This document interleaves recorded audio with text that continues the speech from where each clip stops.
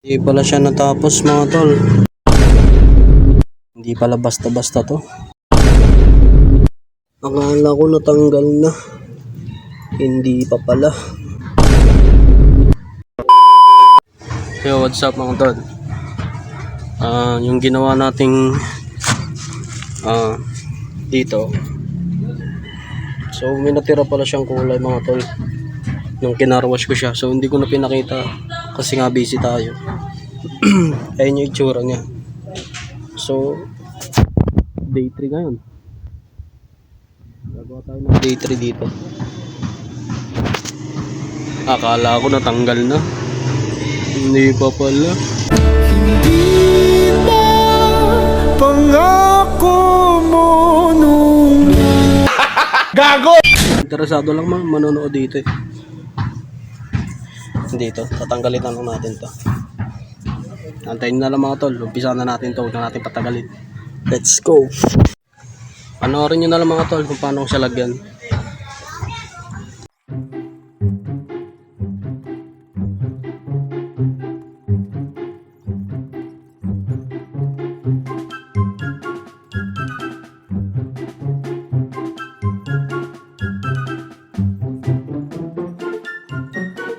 Mga tol, ito na itsura niya ngayon. Bago nga pala yung brush natin, bumili ulit tayo ng steel brush. So ayan mga tol, hindi na natatanggal. Tsatsagayin ko lang to. Tayo nyo na lang mga tol.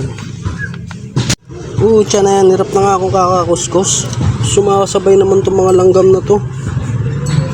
Pagkakasakit talagang sabi ko may galit. Gago! Ay putang ina, hindi ko matapos yung sa kasakit.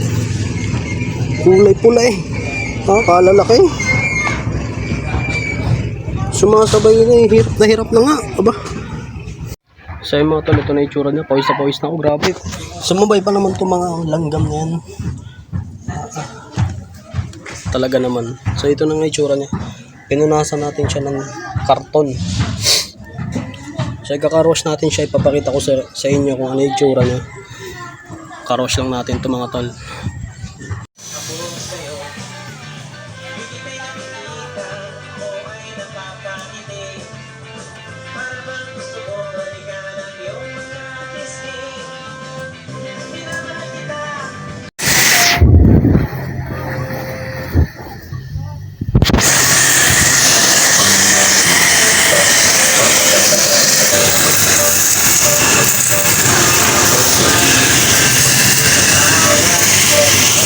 Mga tol, ito na yung itsura niya.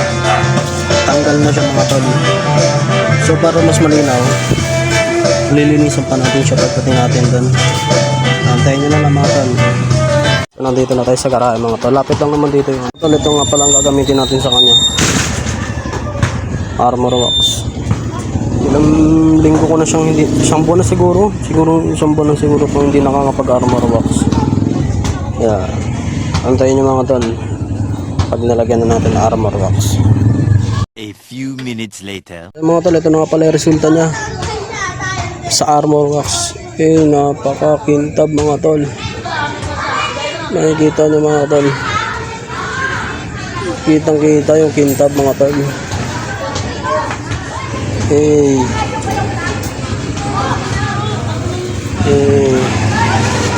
Talaga makikita mo yung mukha mo dito. Sa mga di pa gumagamit na armor wax dyan, try nyo to mga boss. At yun lang mga boss. Yun mga boss. Ito nga pala ang piraso.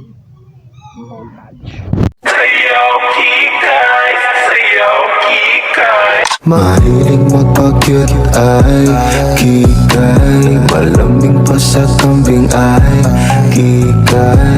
Maharot na maharot ay. Yun lang mga boss. Maraming salamat sa lahat ng nanood. Kita-kits na lang ulit sa panibagong vlog natin pag nalihan na natin to mga tol. Thank you.